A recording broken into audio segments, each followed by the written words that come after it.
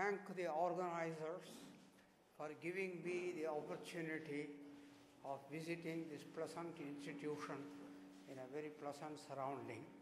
And today I will be talking about pure and mixed entangled states and their Schmidt ranks. So first let me start with a very basic definition which is well known to the specialists in this subject, but I have to give you a brief introduction. For details you may look into the book by Nielsen and Chuang on quantum computation and quantum information. This is about the Schmidt number of a bipartite state. Now, you start with the Hilbert space of a joint system AB, which is a tensor product of two Hilbert spaces, HA and HB, which are associated with systems A and system B and with dimension dA and dB. And with orthonormal basis IA in HA and JB in HB, they are orthonormal bases. The index I will vary from 1 to dA, and the index J will vary from 1 to dB. Then any joint state can be expressed CAB, which I denote by C, can be expressed in terms of this basis with some scalar coefficients. So the very state gives rise immediately to a matrix Cij, which I denote by C, which is a dA cross dB matrix, where the fact that this is a state, which is a unit vector, that implies that the sum of squares of these coefficients that is equal to 1. Then now you make use of what is called the singular value decomposition of the matrix C. You can express the matrix C as a product, a unitary matrix of order dA and a diagonal matrix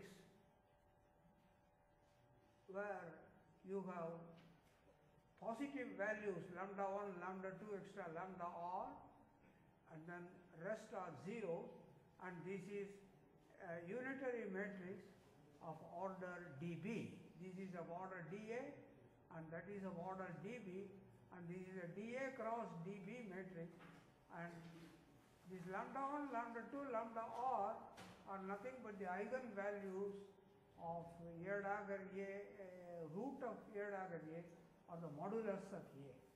Modulus of A, and it is also the eigenvalues of root of A dagger. Now, the condition that this sigma mod Cij squared equal to 1, that automatically implies that sigma lambda j squared equal to 1.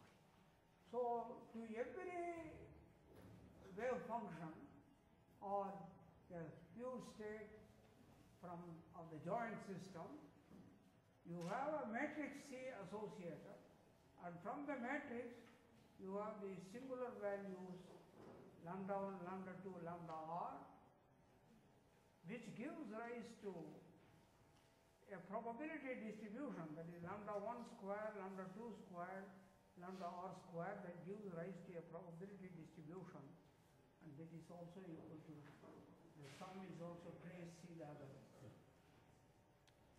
Now, if you expand this C, namely taking into account that C is a product of these three matrices, you can express C in this form.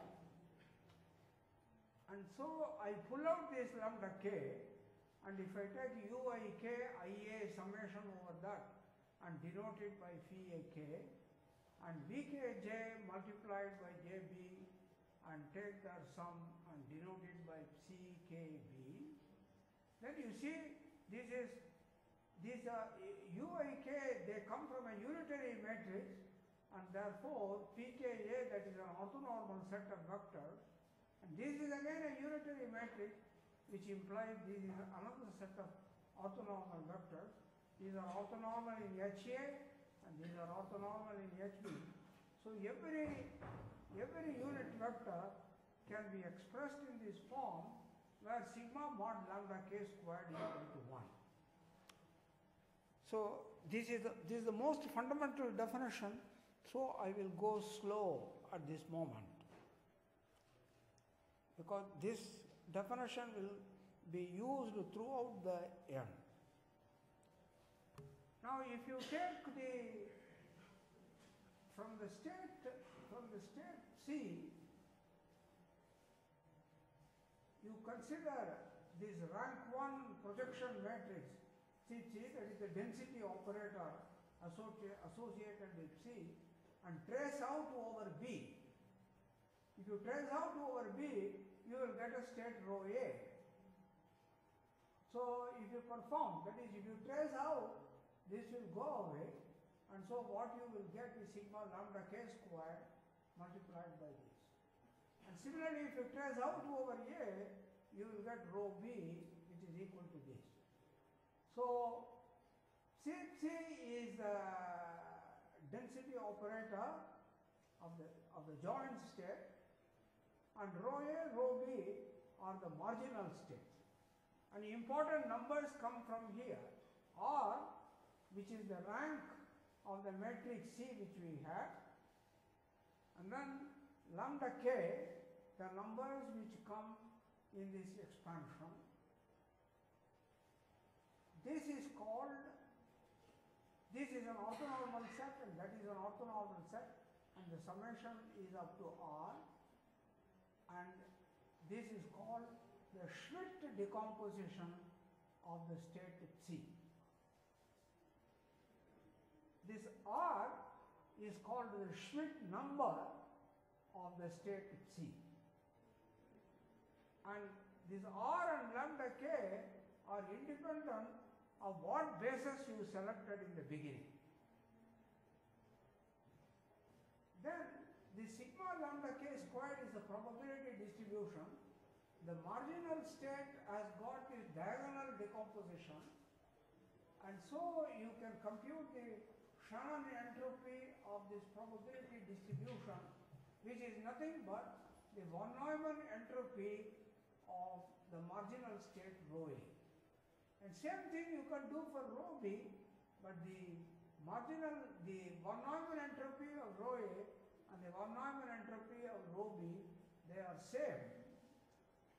So you have a state, you have a pure state at C, and if you form the density operator and consider the marginal, the two marginals will have the same von Neumann entropy, S rho A equal to S rho B. Now, the important point here is the following. What is the essential difference between classical probability theory and the probability theory which actually arises in quantum theory?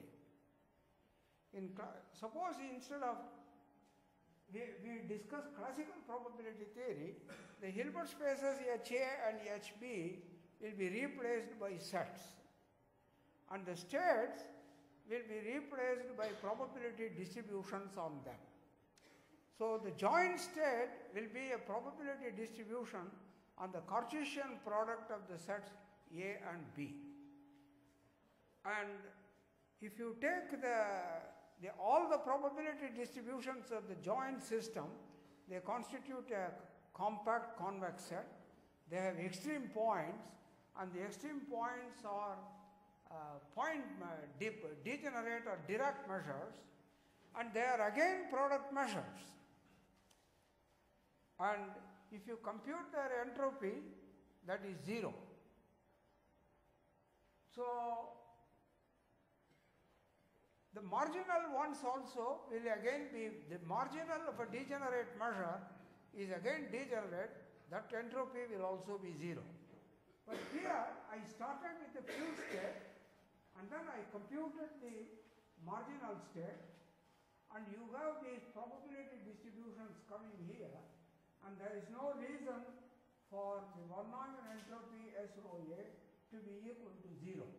In fact, the von Neumann entropy can vary from 0 to the logarithm. You can use the logarithm with respect to base 2 to the logarithm of the minimum of the dimensions of dA and dB. In other words, even though the joint state is pure, the marginal state need not be pure.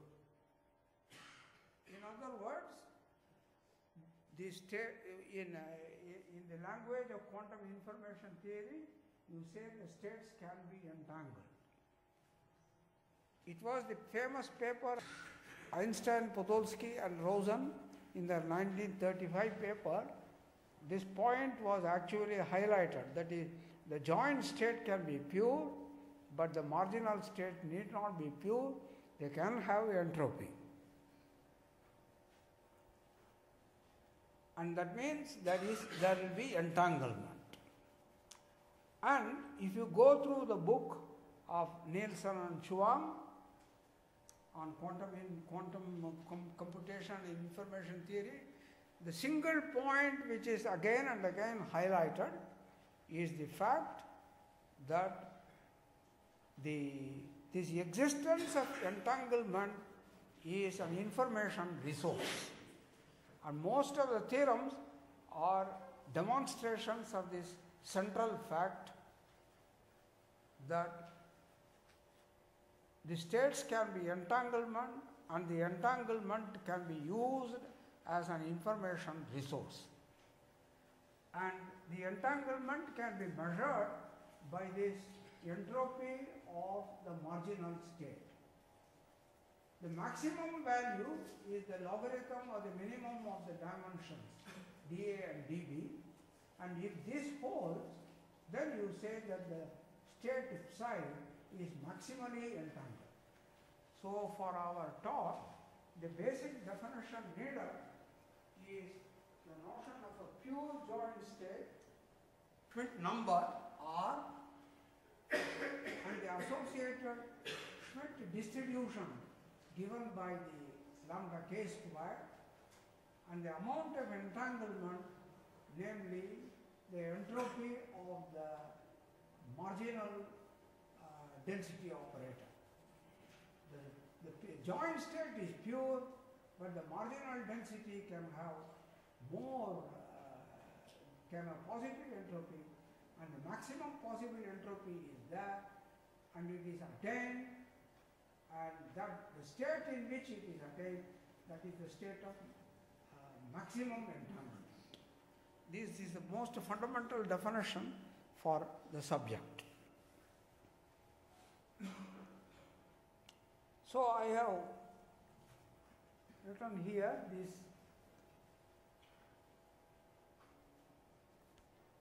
So C is called maximally entangled when R is equal to the minimum of dA and dB, and it is attained when lambda k is equal to this, or the joint state C is 1 over root d multiplied by IA, IB, or you can replace it by any orthonormal basis in HA and any orthonormal basis in HB.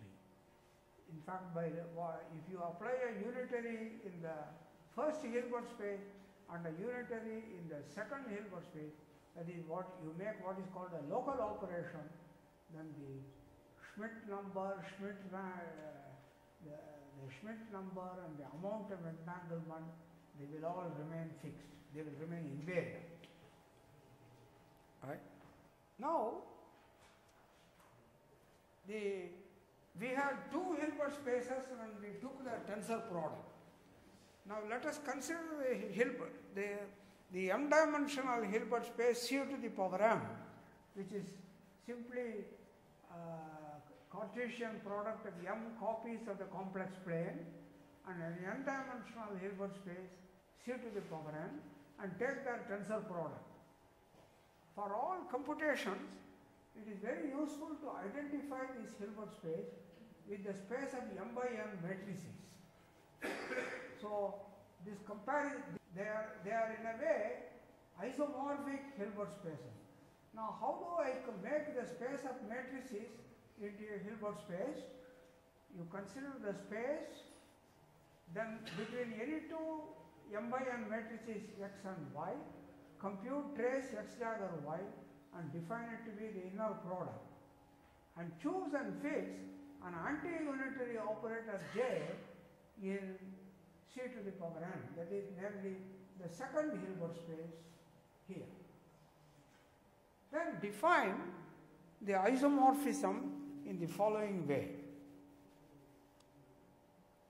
Once this anti-unitary operator is given, define gamma j on the product vector uv to be u,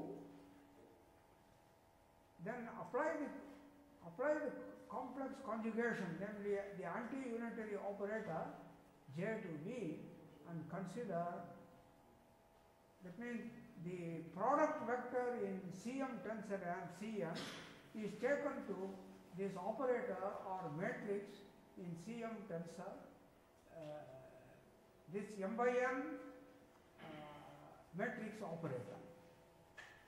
Then a simple algebra shows that is gamma j, there are two scalar products.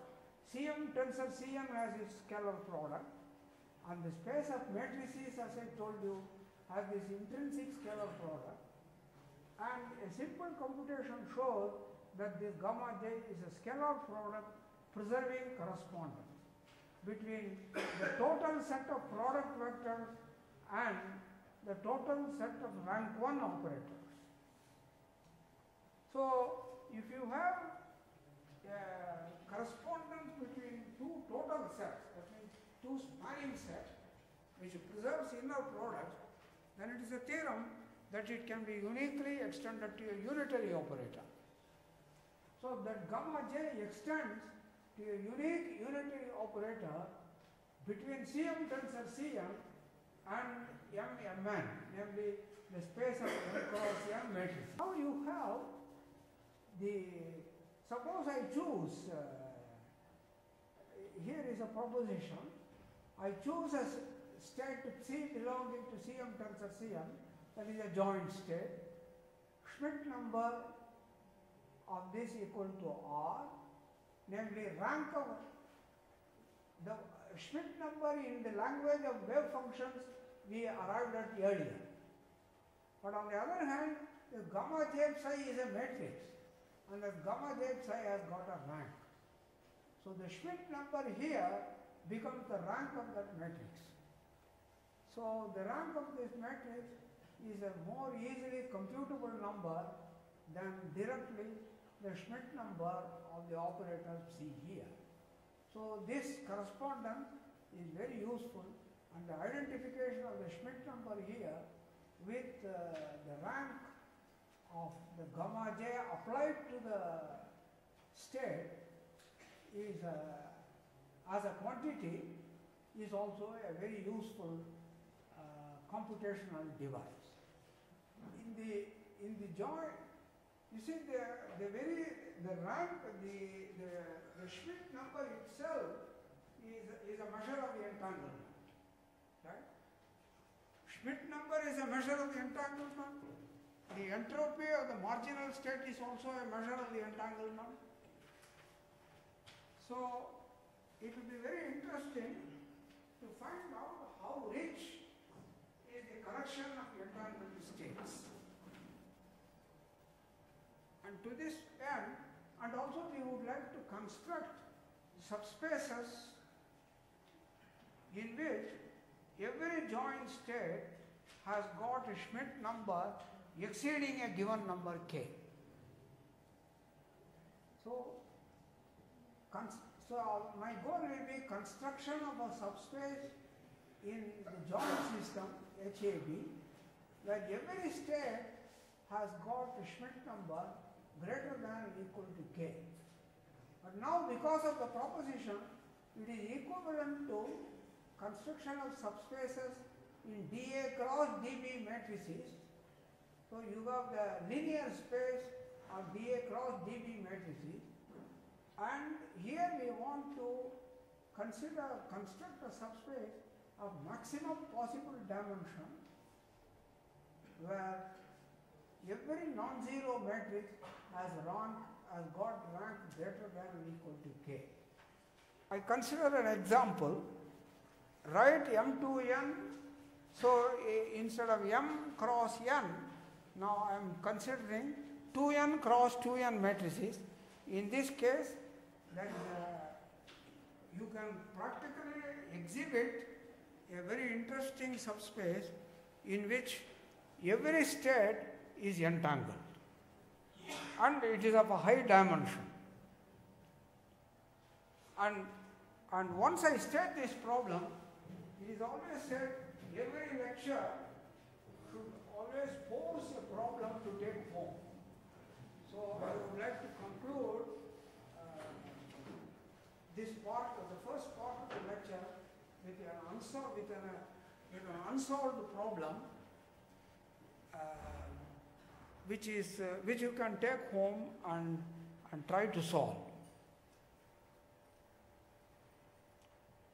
So we consider 2n by 2n matrices for this purpose. Then in the beginning. Now to construct my concrete example of a subspace where every state is entangled and which has also the property, this M2n, 2n is also a Hilbert space with the inner product, with the scalar product which I mentioned.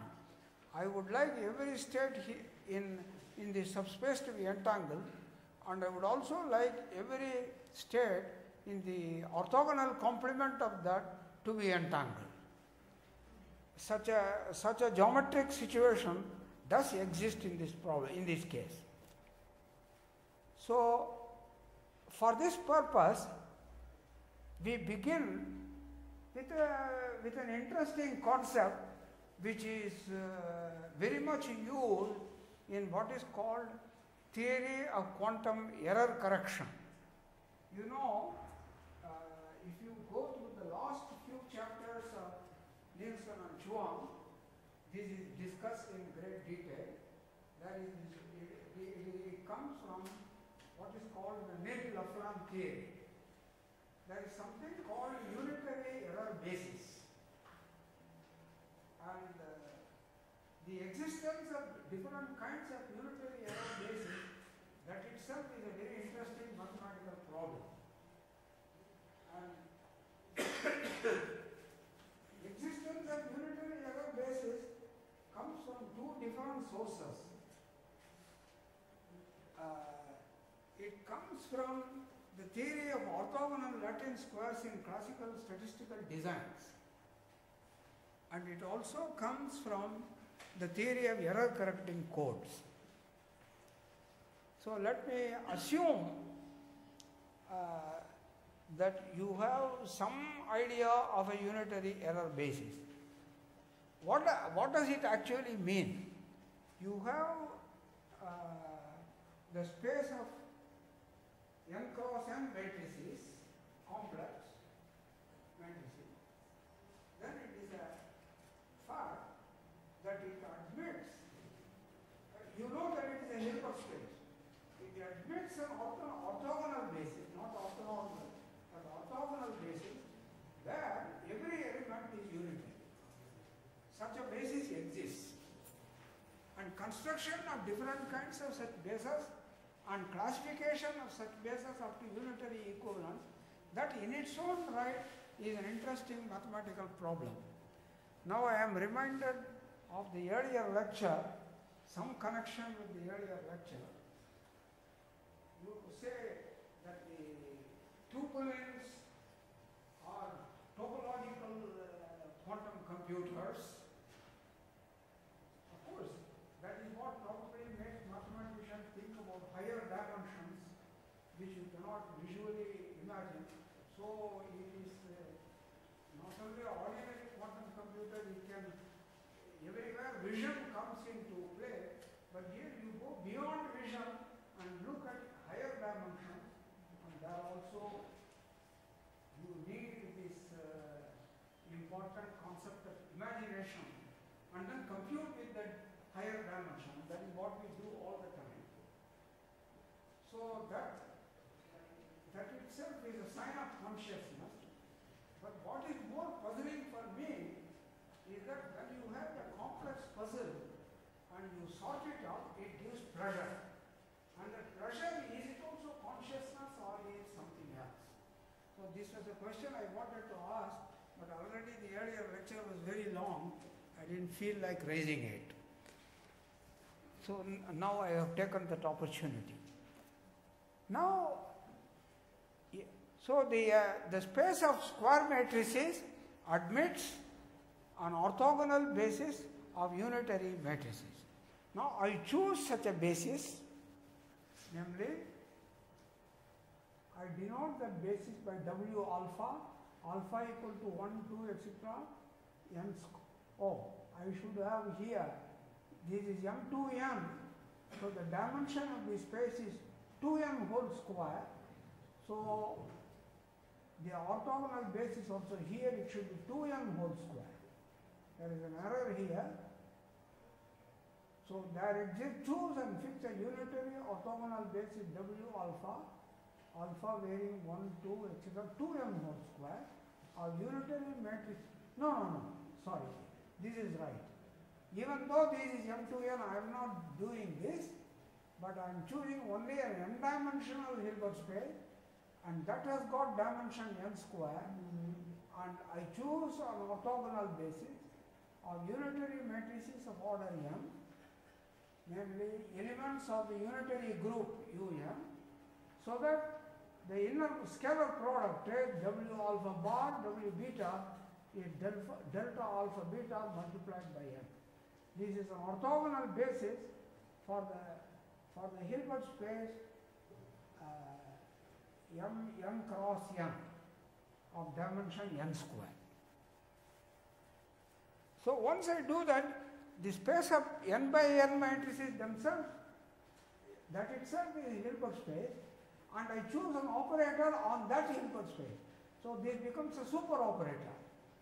So the super operator phi, it is an operator from the operator on the Hilbert space of n cross n matrices, and that is, I choose it to be sigma p alpha, W alpha, W alpha. So this is a spectral decomposition of the operator phi with eigenvalues p alpha, eigenvector W alpha chosen from that basis, unitary error basis.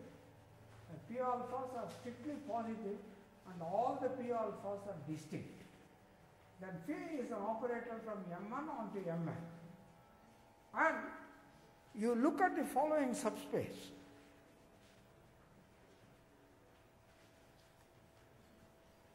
Now these are 2n by 2n matrices. I consider the subspace all A, B, but here I put phi applied to B. So this is an n by n matrix. So I consider the subspace of all such matrices where AB vary in Mn. Then clearly S is a subspace of M2n, namely 2n by.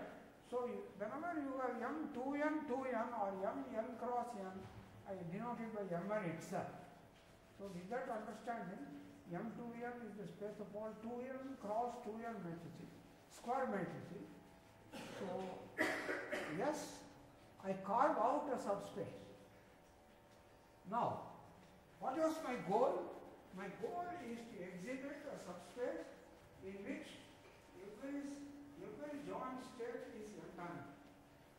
But by the earlier theorem, the joint Hilbert space can be identified with matrices, the space of matrices. So in the space of matrices, we want to find a subspace where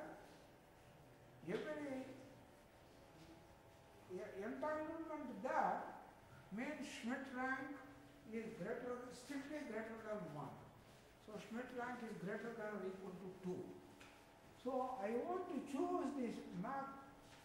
The idea is to have a map phi such that every element in S, every element in that is these matrices have rank greater than or equal to 2.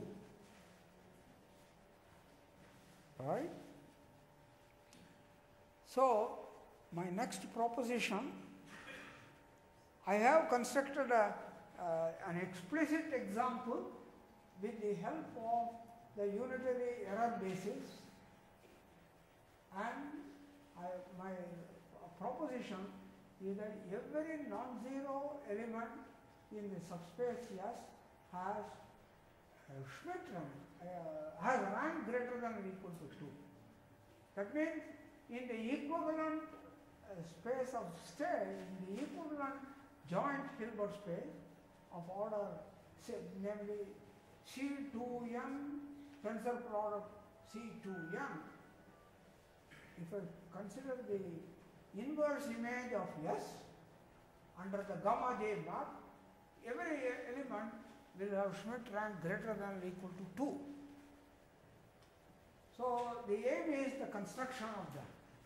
So I will prove now every element of this form, when it is not equal to 0, has rank greater than or equal to 2. If either if A is not equal to 0, I have phi B here and B here. B is a non-zero matrix. Phi you saw is the full rank operator. Right? To go back to the definition of phi, all the eigenvalues appear 1 to n square, all the p alphas are positive, so it has got the full rank. So if B is not equal to 0, phi B is also not equal to 0. So you see it has got rank greater than or equal to 2 if A equal to 0, but B not equal to 0. If B equal to 0 and A not equal to 0, then you have A. So again that such an element has got rank greater than or equal to 2. Now consider the case when A not equal to 0 and B not equal to 0. So in that case, my claim is the rank of the matrix cannot be equal to 1. The matrix S is this one.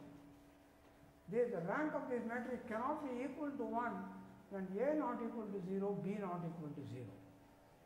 If it were so, then S will be of the form, if rank were 1, it will be 1 ket vector multiplied by 1 bra vector. So it will have this form. So you will have Z1 eta 1, Z1 eta 2, Z2 eta 1, Z2 eta 2. If it has rank 1, it will have this form. So in other words, A equal to this, but A and A, these two are equal. So Z1 eta 1 equal to Z2 eta 2, and B is Z2 eta 1, and phi B is this element Z1 eta 2. But the first relation implies that Z2 must be constant times Z1, and then eta 2 is C bar inverse eta 1, so that the products are equal. And this is non-zero, and therefore this C is not equal to 0. So which means phi Z1 eta 1 is a constant, non-zero constant, multiplied by Z1 eta 1, which means phi has an eigenvector of rank 1. You see, this means Z1 eta 1 matrix is an eigenmatrix for phi. But this is of rank 1. But you go to the definition of phi. But I have written a rather long argument, but when I was going through yesterday, I found that this is a much shorter argument. Here you have G1 eta 1 is an eigenmatrix, and but in our definition, all the eigen, you go back to the definition of phi, W alpha is a unitary error basis element, and it has full rank, and these are all the and P alphas are distinct. So every eigenvector is a scalar multiple of W alpha, but that is a full rank. But here we of a rank 1 matrix is equal to scalar times the same rank 1 matrix, but rank 1 eigenmatrix is impossible. So there is a contradiction, which means the rank of S cannot be equal to 1. That means every element in the subspace has got rank greater than or equal to 2. But this example has got a curious feature, a curious and very quite a striking feature. Namely, I take now S perpendicular. For the subspace S, I now take S perpendicular. And I examine what is an S perpendicular element look like. It is a 2n by 2n matrix expressed in blocks. So, if you do a simple calculation, it shows that S perpendicular contains elements of the form K minus phi m minus K. It means S perpendicular has a structure very similar to that of S. Only earlier it was A, B, phi B, but here it is A minus A, B minus phi B. That is the only change. And then by the same argument, if you repeat, every element in S perpendicular also has got rank greater than or equal to 2. So, the whole space of matrices, 2n by 2n matrices, is written as a direct sum of two orthogonal subspaces. Every element in the first one has got rank greater than Schmidt has got rank greater than or equal to 2. Every element in the second one also has got rank greater than or equal to 2. And if you take the corresponding inverse image in the joint Hilbert space of the system, what is the interpretation? If I take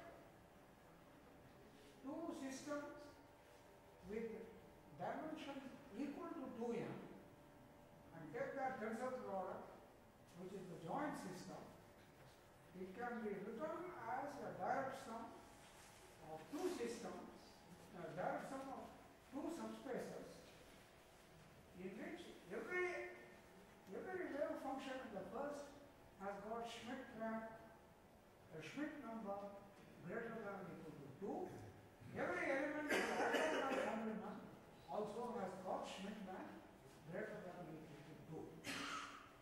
That is what this example demonstrates.